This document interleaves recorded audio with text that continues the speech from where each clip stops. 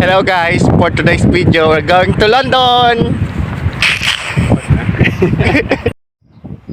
Hello guys, from the Huntingdon train station, we took a train going to the St. Pancras and King's Cross, and it took us an hour to get there. And once we reached the King's Cross train station, we moved to the southbound platform going to Brixton, and we had our stop at the Green Park train station. Not too far from the Green Park train station, just outside of it is a beautiful greenery park. That's why I think it's called Green Park. It's a minute of walk going to the Buckingham Palace. Buckingham Palace is a London royal residence and the administrative headquarters of the monarch of the United Kingdom, located in the city of Westminster. The palace is often at the center of the state occasions and royal hospitality.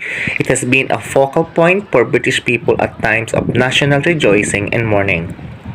Originally known as Buckingham House, the building at the core of today's palace was a large townhouse built for the Duke of Buckingham in 1703, on a site that had been in private ownership for at least 150 years. It was acquired by the King George III in 1761 as a private residence for the Queen Charlotte and became known as the Queen's House.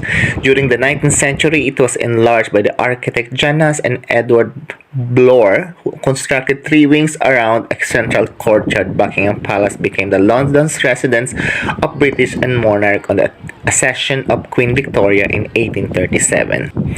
Just right in the front of the Buckingham Palace is a St. James Park in the city of Westminster, central London. It is a southernmost tip of the St. James area, which was named after a leper hospital dedicated to St. James the Less. It is the most easterly of near continuous chain of parks that includes Green Park, Hyde Park, and Kensington Gardens. And in front of the St. James Park is the Horse Guards, where you can see the horse and me with the horse. Next is the number 10 Downing Street, which is the office of the British Prime Minister since 1735, and it was known as the most important political building in the modern era. A few blocks from the number 10 Downing Street is the Palace of Westminster, served as the meeting place for both the House of Commons and the House of Lords, the two houses of the Parliament of the United Kingdom, informally known as the House of Parliament.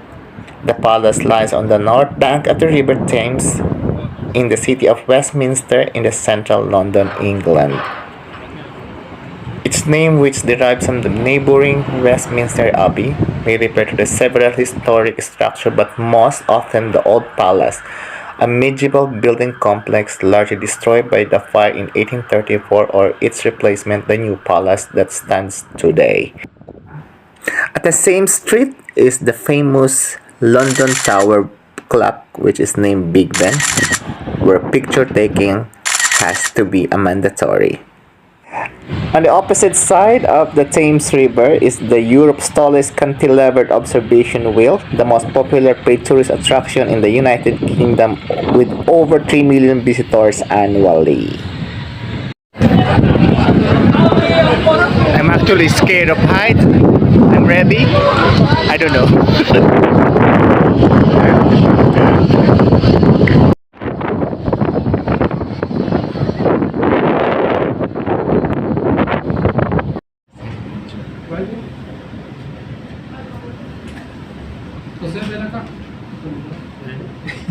Don't look down.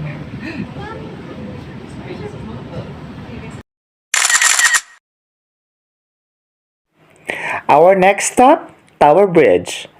It's a number 1 grade listed combined bascule and suspension bridge in London, built between 1886 and 1894.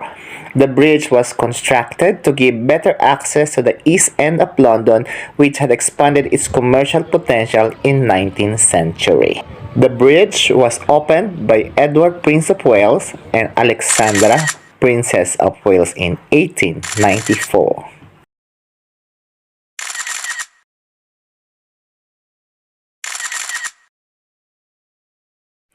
Crossing the Tower Bridge on the north bank of the River Thames in the extreme western portion of the borough of Tower Hamlets on the border with the central city of London is the Tower of London, by name the Tower Royal Fortress and London Landmark.